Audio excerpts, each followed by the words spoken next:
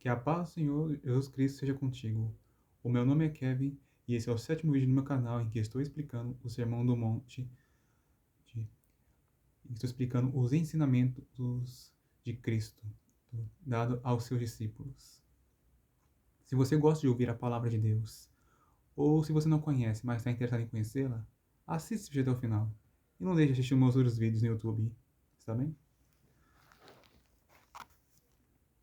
Em Mateus capítulo 7, versículo 1 ao 2, Jesus diz: Não julgueis para que não sejais julgados, porque com o juízo com que julgardes sereis julgados, e com a medida com que tiveres medido, vos tornarão a medir.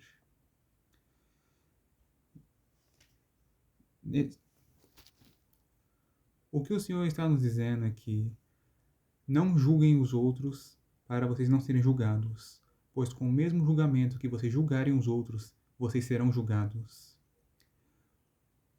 Claramente, isso aqui não está nos proibindo de fazer qualquer tipo de todo tipo de julgamento. A Bíblia, ela nos permite julgar as obras, mas não as pessoas. Deus, ele é o juiz de cada um, e não nós. No versículo 3 ao 4, o Senhor diz: E por que reparas tu no argueiro que está no olho do teu irmão, e não vês a trave que está no teu olho? Ou como dirás a teu irmão: Deixa-me tirar o argueiro do teu olho, e eis uma trave no teu olho? Versículo 5. Hipócrita, tira primeiro a trave do teu olho, e então verás claramente para tirar o argueiro do olho do teu irmão. O que ele está querendo dizer é: por que você se atenta ao erro de teu irmão e não reconhece o teu próprio erro, que é maior do que o dele? Ou como dirás a teu irmão: Deixa-me eu te ajudar a corrigir o teu erro, e eis que o teu erro é pior do que o dele. Hipócrita, primeiro reconhece o teu próprio erro e corrija-o, para que você saiba bem o que fazer para ajudar seu irmão a corrigir o erro dele. No versículo 26, ele diz: Não deis aos cães as coisas santas, nem deiteis aos porcos as vossas pérolas. Não aconteça que as pisem com os pés e, voltando-se, vos despedacem. Ele está querendo dizer: não deis aos que se comportam de maneira quase selvagem as coisas santas. E não deis aos impuros as suas coisas preciosas, para não acontecer deles a desprezarem e depois, voltando-se, vos destruírem. Segundo o site em que li, os cães eles eram considerados animais carniceiros e quase selvagens. E no Antigo Testamento, os porcos eles eram considerados animais impuros. Eles eram, mas agora não são mais, porque o Senhor, no Novo Testamento, foi mostrado que ele purificou todos os animais, e portanto nenhum mais é impuro. No versículo 7 ao 11, o Mestre Jesus nos diz: Pedi e dar-se-vos-á, buscai e encontrareis, batei e abrir-se-vos-á, porque aquele que pede, recebe, o que busca, encontra, e ao que bate, abrir-se-lhe-á. E qual dentre vós é o homem que, pedindo-lhe pão, o seu filho, lhe dará uma pedra? E pedindo-lhe peixe, lhe dará uma serpente? Se vós, pois, sendo maus, sabeis dar boas coisas aos vossos filhos, quanto mais vosso Pai que está nos céus dará bens aos que lhe pedirem. O que o Senhor está dizendo nos versículos 7 ao 8 é: se você quer receber, quer encontrar, quer que a porta seja aberta, então peça e lhe será dado. Busque e você encontrará. Bata a porta e ela se abrirá para você. Porque quem pede, recebe, quem busca, encontra, e quem bate, a porta lhe será aberta. E no versículo 9 ao 11, eu estava fazendo uma comparação entre Deus e o homem. Há pais e mães que são maus, mas mesmo assim, eles sabem dar boas coisas a seus filhos. Então, imagine então Deus, que ele é bom, é um bom pai, ele ama os seus filhos, e muito mais do que uma mãe. mãe de filho único. Certamente Deus ele dará coisas muito boas aos seus filhos que lhe pedirem alguma coisa.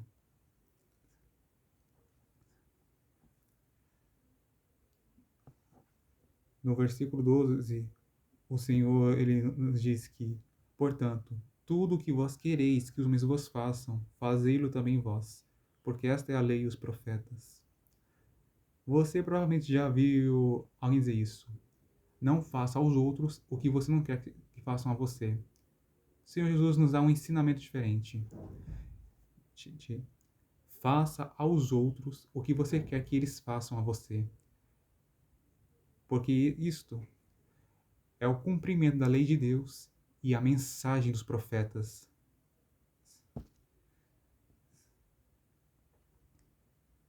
No versículo 13 ao 14, ele nos manda: entrai pela porta estreita, porque larga é a porta e espaçoso o caminho que conduz à perdição, e muitos são os que entram por ela. E porque estreita é a porta, e apertado o caminho que leva à vida, e poucos há que a encontrem. O Senhor nos manda entrar pela porta apertada e andar pelo caminho difícil, porque a porta larga e o caminho fácil é o caminho que conduz à perdição. E, infelizmente, são muitos os que entram por essa porta e andam por este caminho. A porta apertada e o caminho difícil de andar, apesar dessas dificuldades, é o caminho certo, o caminho que vai nos conduzir à vida, um caminho que vai nos conduzir a Deus e ao seu Filho que estão nos céus.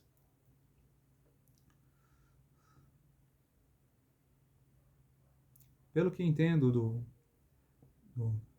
partes das pessoas andam no mau caminho porque querem ficar desfrutando de sentimentos e sensações momentâneos, mas que depois trazem prejuízos.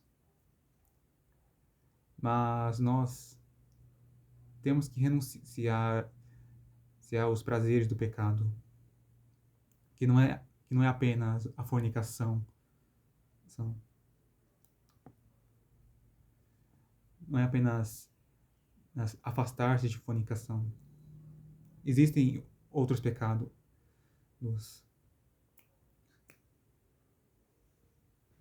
A vida cristã tem renúncias. É um caminho não fácil de andar, porque um cristão ele tem que combater o diabo, o mundo e a carne. Isso quer dizer, ele tem que combater o inimigo de suas almas, Satanás e seus anjos. Ele tem que combater esse sistema corrupto, não se conformar com ele. E ele ainda tem que lutar contra si mesmo, lutar contra a sua própria natureza humana, que quer o mal e não o bem.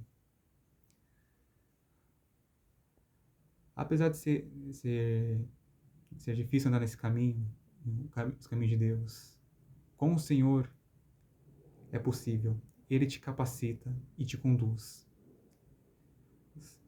Ele te ajuda, te fortalece, para que você possa andar em seus caminhos e possa chegar até o final. Vale muito a pena andar nos caminhos de Deus. No céu há paz, justiça, alegria e vida eterna. E muitas outras coisas maravilhosas.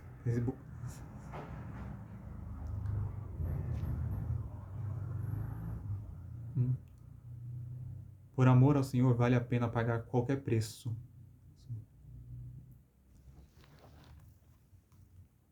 Nos versículos 15 ao 19, o Senhor nos diz: acautelai-vos, porém, dos falsos profetas, que vêm até vós vestidos como ovelhas, mas interiormente são lobos devoradores. Por seus frutos o conhecereis. Porventura, colhem-se uvas dos espinheiros, ou figos dos abrolhos? Assim, toda árvore boa produz bons frutos, e toda árvore má produz frutos maus. Não pode a árvore boa dar maus frutos, nem a árvore má dar frutos bons. Porque toda árvore que não dá bom fruto, corta-se e lança-se no fogo. O Senhor nos manda estar cautelosos acerca dos falsos profetas, que exteriormente eles parecem sempre ser pessoas boas e inofensíveis, mas interiormente eles são inteligentes, mentirosos, fingidos, cruéis, maus, querem se aproveitar do rebanho.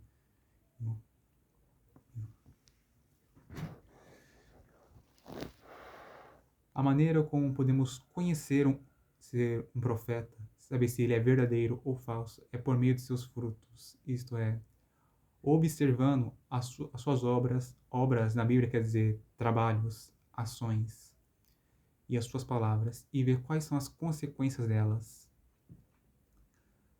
se são boas ou más. Segundo o apóstolo Paulo, na sua carta aos Coríntios, as profecias têm como propósito edificar, exortar e consolar. Se um profeta dá uma profecia que não edifica, não consola, nem exorta, então tal profecia é falsa.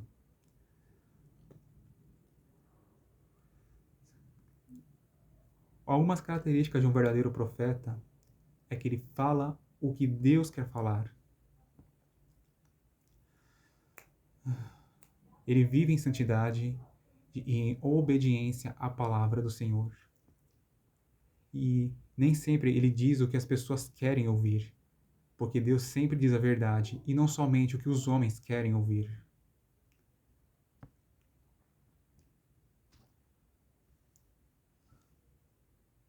No versículo 21 e 23, o Senhor nos diz: Nem todo que me diz Senhor, Senhor, entrará no reino dos céus, mas aquele que faz a vontade de meu Pai que está nos céus.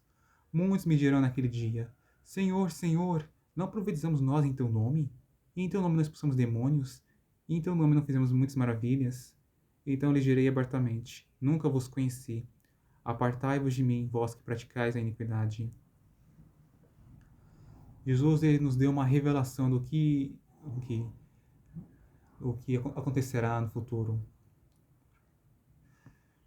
Nem todos os que chamam ele de Senhor e nem todos os que se dizem servos de Deus entrarão no reino dos céus.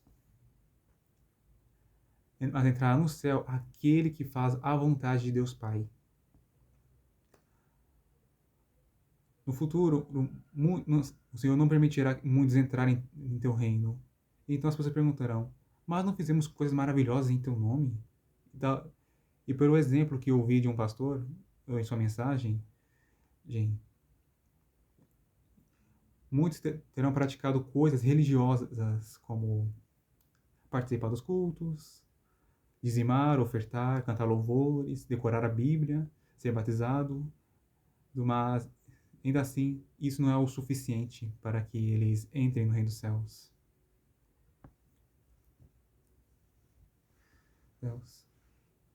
E eu ouvi os motivos disso, porque eles nunca buscaram ter um relacionamento com Cristo. E também pelo próprio exemplo do Senhor aqui, porque eles não fizeram a vontade do Pai. Eles viveram as suas vidas inteiras só fazendo o que eles mesmos queriam fazer. E não se importavam com o que Deus queria.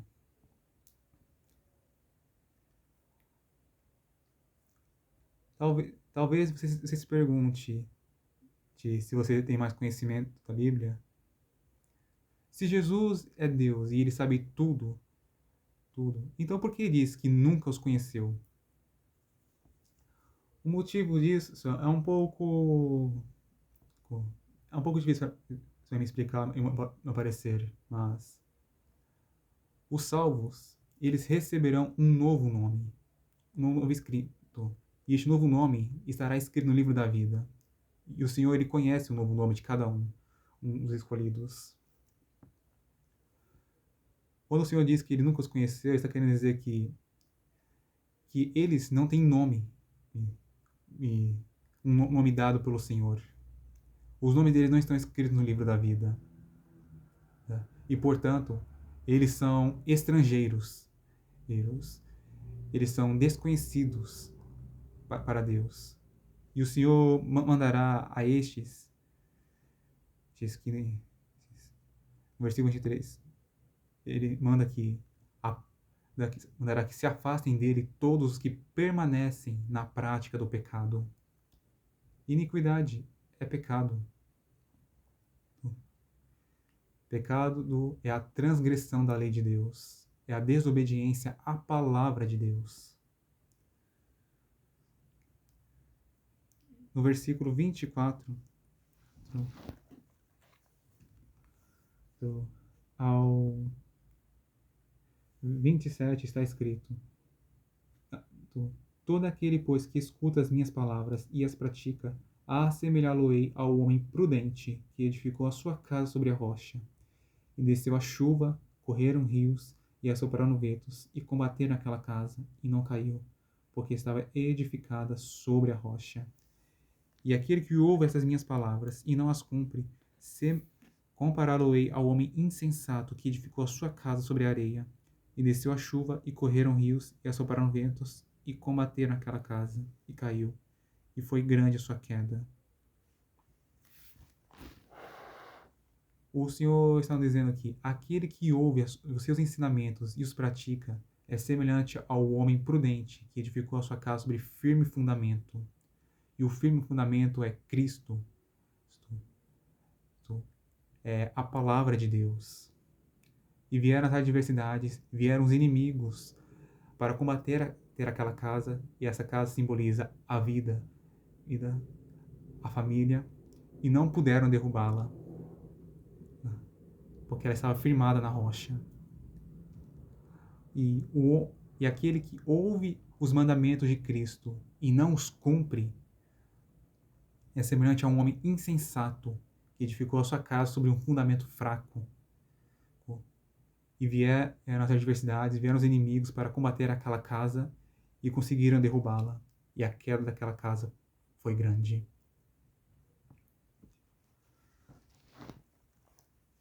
Versículo 28 ao 9. E aconteceu que concluindo Jesus esse discurso, a multidão se admirou da sua doutrina, porque os ensinava como tendo autoridade e não como os escribas. Se você assistiu até aqui, obrigado. E também se você assistiu os meus vídeos do primeiro dessa série até este aqui, muito obrigado. Peço que você curta o meu vídeo e o compartilhe para seus amigos. E deixe seu comentário do que você achou dessa série e se aprendeu algo novo. E se você não é meu inscrito, peço que se inscreva no meu canal. Que Deus te abençoe e te guarde. E até a próxima, se Ele quiser.